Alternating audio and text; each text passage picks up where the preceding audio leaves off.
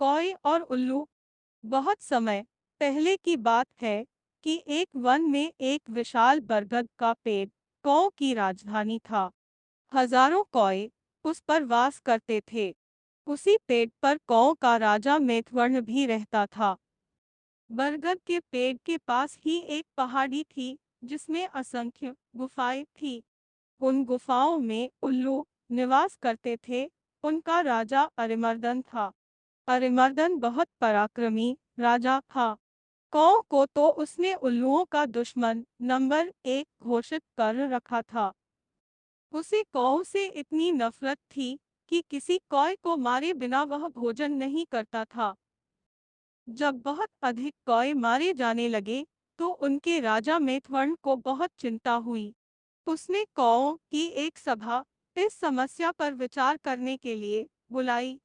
मेघवर्ण बोला, मेरे प्यारे कौओं, आपको तो पता ही है कि उल्लुओं के आक्रमणों के कारण हमारा जीवन असुरक्षित हो गया है। हमारा शत्रु शक्तिशाली है और अहंकारी भी। हम पर रात को हमले किए जाते हैं। हम रात को देख नहीं पाते। हम दिन में जवाबी हमला नहीं कर पाते क्योंकि वे गुफाओं के अंधेरों में सुरक्षित बैठे रहते हैं।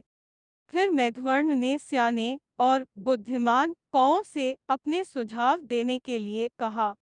एक डरपोक कौआ बोला, हमें उल्लू से समझौता कर लेना चाहिए।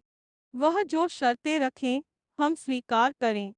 अपने से ताकतवर दुश्मन से पिटते रहने में क्या तुक है।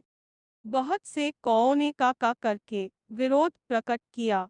एक गर्म दिमाग का कौआ चीखा, हमें उन दुष्टों से बात नहीं करनी चाहिए। सब उठो और उन पर आक्रमण कर दो। एक निराशावादी कौआ बोला, शत्रु बलवान है। हमें यह स्थान छोड़कर चले जाना चाहिए। सियाने कौए ने सलाह दी, अपना घर छोड़ना ठीक नहीं होगा। हम यहाँ से गए तो बिल्कुल ही टूट जाएंगे। हमें यहीं रहकर और पक्षियों से सहायता लेनी चाहिए। कौओं में सबसे चतुर व बुद्धिमान स्थिरजीवी नामक कौआ था जो चुपचाप बैठा सबकी दलीलें सुन रहा था। राजा मेघवर्ण उसकी ओर मुड़ा, महाशय आप चुप है। मैं आपकी राय जानना चाहता हूँ। स्थिरजीवी बोला, महाराज, शत्रु अधिक शक्तिशाली हो तो छलनीति से काम लेना चाहिए। कैसी छलनीति? जरा साफ साफ बताइए स्थिरजीवी, राजा ने कहा। स्थिरजीवी बोला, आप मुझे भला बुरा कहिए और मुझ पर जानलेवा हमला कीजिए। मेघवर्ण चौंका, यह आप क्या कह रहे हैं स्थिरजीवी? स्थिरजीवी राजा मेघवर्ण वाली डाली पर जाकर कान में बोला, छलनीति के लिए हमें यह नाटक करना पड़ेगा। हमारे आसपास के पेड़ों पर उल्लू जासूस हमारी इस सभा की सारी कार्यवाही देख रहे हैं। उन्हें दिखाकर हमें फूट और झग्गे का नाटक करना होगा। इसके बाद आप सारे कौओं को लेकर शमुक पर्वत पर जाकर मेरी प्रतीक्षा करें। मैं उल्लुओं के दल में शामिल होकर उनके विनाश का सामान जुटाऊंगा। घर का भेदी बनकर उनकी लंका डाऊंगा। फिर नाटक शुरू हुआ। स्थिरजीवी चिल्लाकर बोला, मैं जैसा कहता हूँ वैसा कर राजा, कर राजा के बच्चे। क्यों हमें मरवाने पर तुला है? मेघावर्ण चीख उठा, गद्दार, राजा से ऐसी बदतमीजी से बोलने की तेरी हिम्मत कैसे हुई? कई कौए एक साथ चिल्ला उठे, इस गद्दार को मार दो। राजा मेघवर्ण ने अपने पंख से स्थिरजीवी को जोरदार झापड़ मारकर तनी से गिरा दिया और घोषणा की, मैं गद्दार स्थिरजीवी को कौआ समाज से निकाल रहा हूँ। अब से कोई कौआ इस नीच से कोई संबंध नहीं रखेगा। आस-पास के पेड़ों पर छिपे बैठे उल्लू जासूसों की आंखें चमक उठी। उल्लुओं के राजा को जासूसों ने सूचना दी कि कौओं में फूट पड़ गई है। मारपीट और गाली गलौज हो रही है।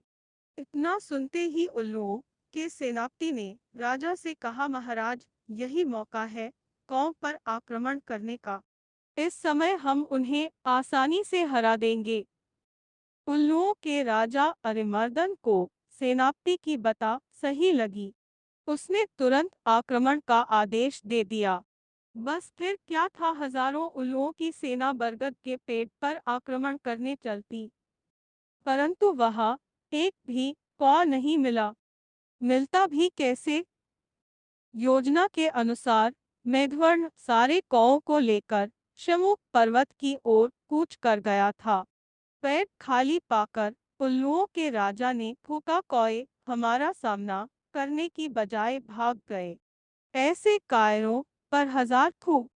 सारे उल्लू हू हू की आवाज निकालकर अपनी जीत की घोषणा करने लगे।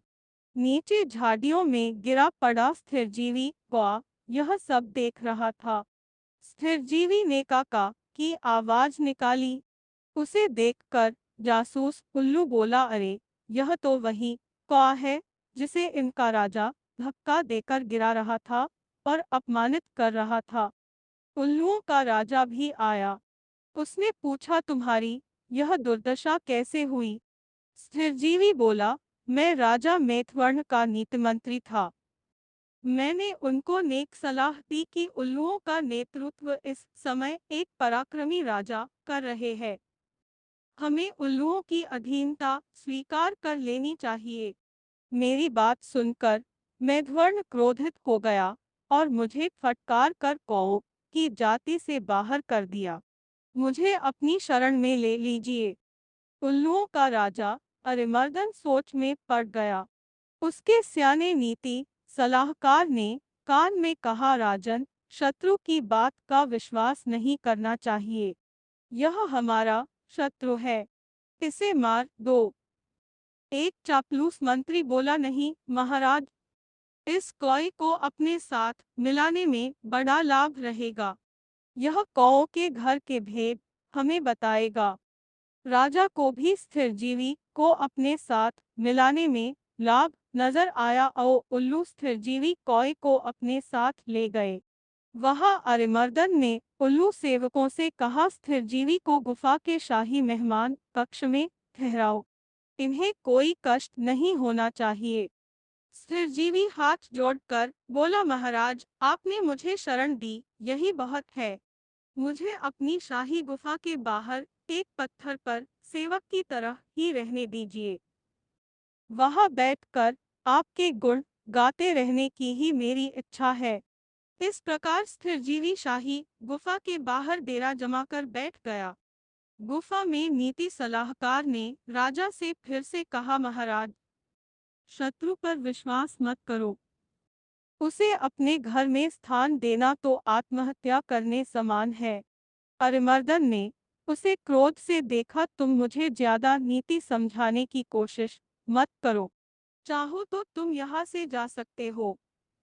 नीति सलाहकार उल्लू अपने 2-3 मित्रों के साथ वहां से सदा के लिए यह कहता हुआ विनाशकाले विपरीत बुद्धि। कुछ दिनों बाद स्थिरजीवी लकड़ियां लाकर गुफा के द्वार के पास रखने लगा। सरकार, सर्दियां आने वाली है। मैं लकड़ियों की झोपड़ी बनाना चाहता हूँ ताकि ठंड से बचाव हो। धीरे धीरे लकड़ियों का काफी ढेर जमा हो गया। एक दिन जब सारे उल्लू सो रहे थे तो स्थिरजीवी वहां से उठकर सीधे शिवमुख पर्वत पर पहुंचा, जहां मेघवर्ण और कौओं सहित उसी की प्रतीक्षा कर रहे थे। स्थिरजीवी ने कहा, अब आप सब निकट के जंगल से जहां आग लगी है, एक एक जलती लकड़ी चोंच में उठाकर मेरे पीछे आइए। कौओं की सेना चोंच में जलती लकड़ियां पकड़ स्थिरजीवी के साथ उल्लुओं की गुफाओं में आ पहुंचा। स्थिरजीवी द्वारा देर लगाई लकड़ियों में आग लगा दी गई। सभी उल्लू जलने या दम घुटने से मर गए। राजा मेघवर्ण ने स्थिरजीवी को कौआ रत्न की उपाधि दी।